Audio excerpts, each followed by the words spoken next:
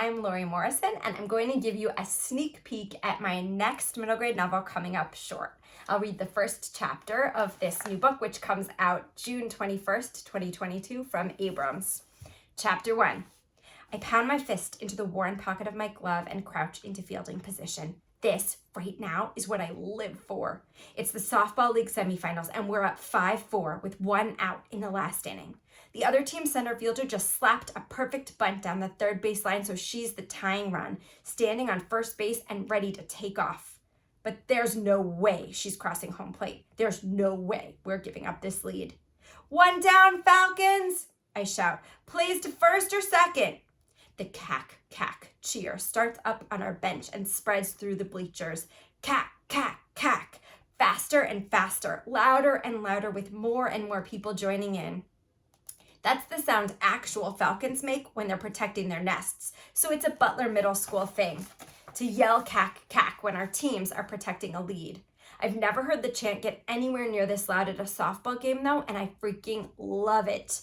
Adrenaline courses through my body. All these people are watching us. Parents, teachers, the whole baseball team, even Tyson Carter, who hates me because I got him in trouble for not doing any work on our science project, and his friends who groan when I talk too much in class. They're all here, cheering for my teammates and me. I glance at Amelia, who's playing second base, and wiggle 2 fingers in the air. She nods and flashes 2 fingers back. A double play ends the game right here. If there's any way Amelia and I can turn to, we will. Let's go, Falcons, Coach Yang yells. Stay focused now. Play smart. The other team's batter gets into her stance, bending her knees and wiggling the bat over her back shoulder. Right here, I will her. Hit the ball to me. There are 2 kinds of fielders. That's what Dad says. The ones who want to make the play with the game on the line, and the ones who hope the ball goes somewhere else because they're scared of messing up. I never play scared. I always want to make the play. Our pitcher, Monique, whips the ball over the inside corner of the plate, jamming the batter. The ball pops off the skinny part of the bat and bounces past Monique's outstretched glove toward me. Yes, I charge. First, Coach yells. That's the safe play, tossing the ball to first base to get 1 out. But the other team's best hitter is in the on-deck circle up next, and Amelia's ready at second base. I pull my arm back and throw as hard as I can. Smack! The ball hits the webbing of Amelia's glove and beats the lead runner by a full step. Amelia pivots and launches the ball to first base just in time.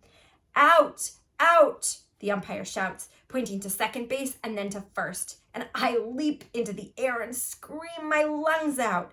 Yes!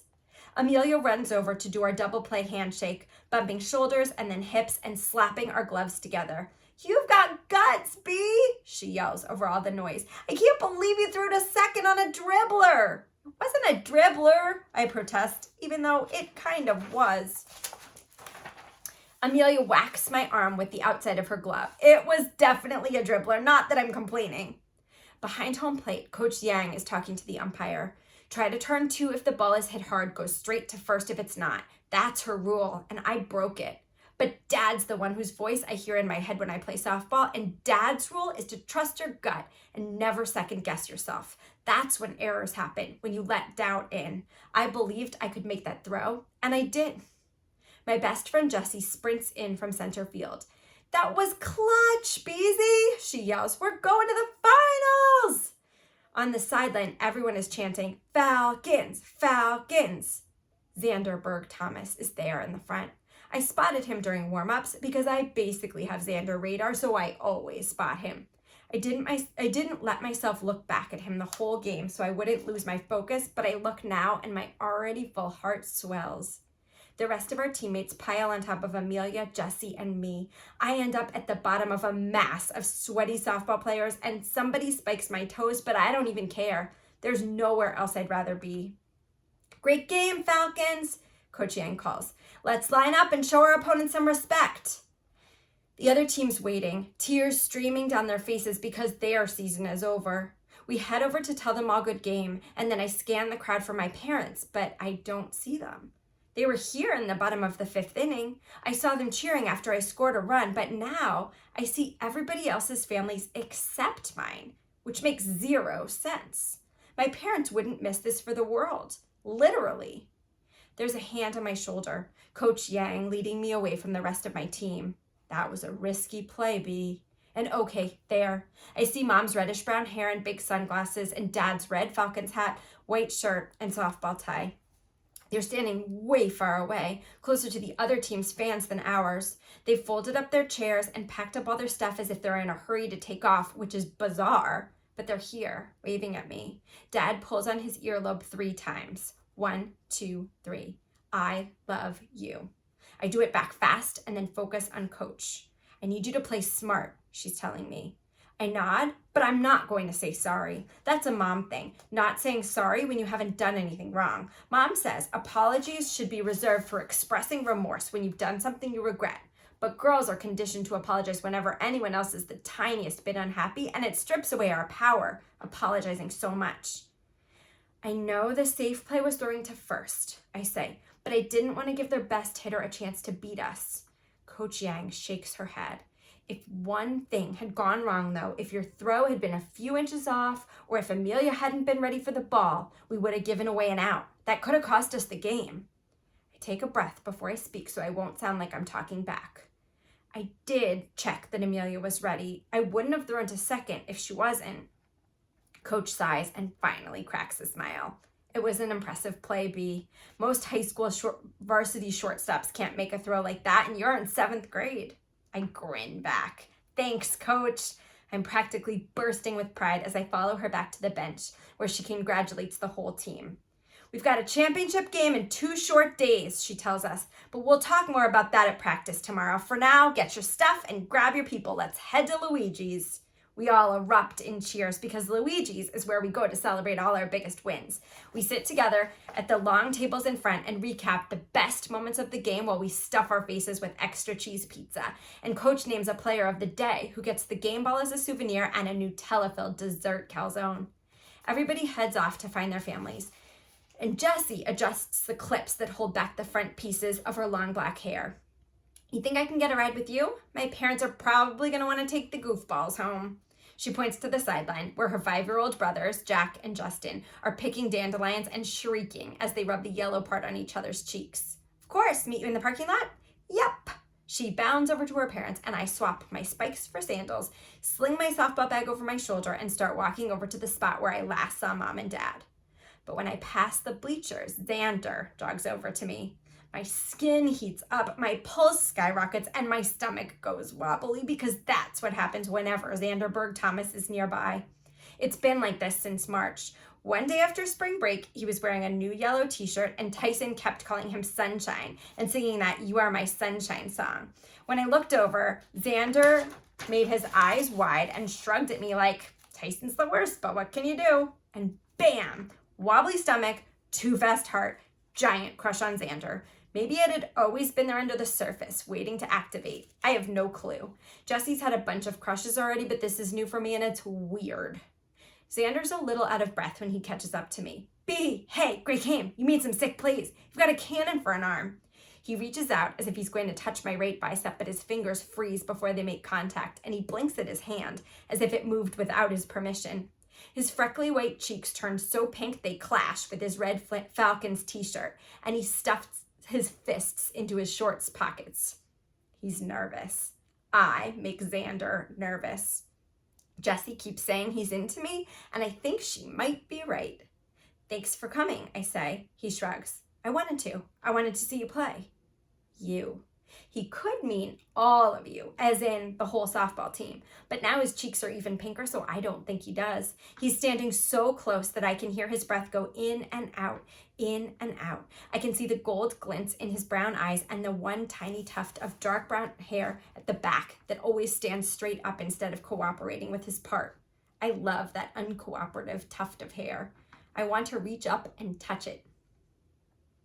Somebody calls Xander's name, and when I look over to see who it is, I notice Dad's car is gone.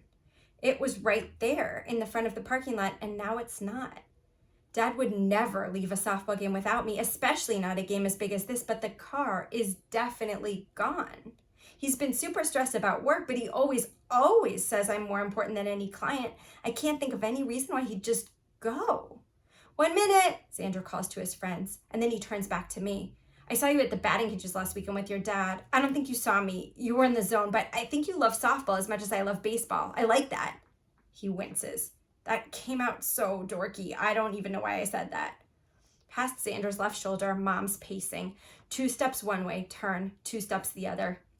I split into 2 Bs. One B is thinking Xander is really, really cute when he's nervous, and I did see him at the batting cages last weekend because, hello, Xander radar. And I like that he loves baseball so much too, and I like him a lot.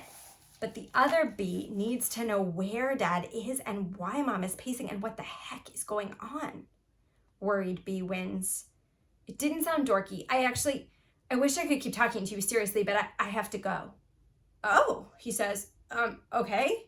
I take off toward Mom, who stops pacing when I get close. B, what a game, honey. Her smile spreads wide. Anybody who doesn't know her would think she's fine, but this isn't her real smile. It's the fake one she glues on when somebody says something rude about an article she's written, or when people comment about how different she is from Dad's first wife, who grew up here in Butler and died a long time ago. Mom's fake smile stretches wider than the actual one, but it doesn't crinkle the corners of her eyes. She pulls me in for a hug, and I can feel her heartbeat hard and fast. Dad had to head home, and we need to go too. I'll get us a ride, okay? She punches at the car share app on her phone. A car should be here in a few minutes. A car? She says this as if it's a normal thing, but we've only ever used that app to get a ride to the airport or to go from a museum to a restaurant or something when we take a day trip into Manhattan. There is nothing normal about somebody else's car taking us to our own house. What about Luigi's? I ask. Everybody's going. I told Jessie we'd give her a ride. Mom sighs and smooths the top of my hair. I wish we could go to Luigi's. You deserve to celebrate with your team, but something's come up.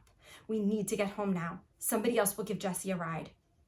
She loops her arm through my elbow and we take off toward the parking lot. I don't have my softball bag positioned right, so the knob of my bat smacks my tailbone with every step, but Mom is walking so fast I don't have time to adjust it. Bye, B, see you at Luigi's, somebody calls. I pretend I don't hear because what am I going to say? I can't come because my dad left for some mysterious and urgent reason, and now Mom and I have to go too, but I have no clue why? Maybe Gran needed Dad for something? That's all I can think of. Except why wouldn't Mom tell me that? Here we go. Mom points at a gray sedan that's pulling into the lot. She greets the driver and opens the back door, motioning for me to climb in. We end up all jammed together, with my softball bag on my lap and my school bag between us. As the car pulls away from the field, Mom pushes her sunglasses up on her head to look me straight in the eye. Dad will explain what's going on as soon as we get home. Everything will be okay, I promise. She reaches over my stuff to squeeze my hand. We're the better than a dream team, right? That's what Mom and Dad call us, the better than a dream team. They say the 3 of us are the family they didn't even dare to dream of back when their worlds fell apart. Right, I echo. The driver wants to know whether he should take this turn or the next one, and Mom pushes her sunglasses back down and tells him this one's fine. I stare out the window as we go through the center of town, past Dad's law office, past Gramps' old dental office, and past the tiny park in the middle of the town square with 4 benches facing each other.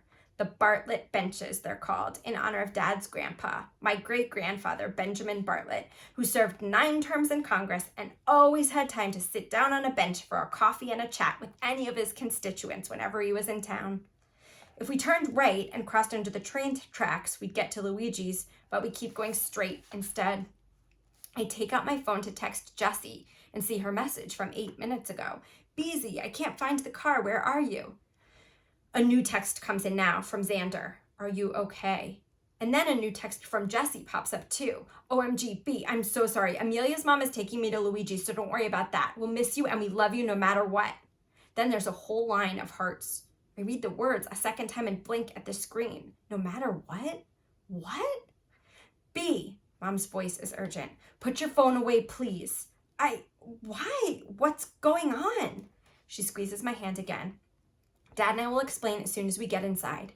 The car pulls onto our street and then into the driveway. Mom thanks the driver and nudges me to open my door. I grab my things and stumble out, and Mom puts her arms around my shoulders and guides me up our front steps. For the first time in my entire life, I'm terrified to walk inside my own house.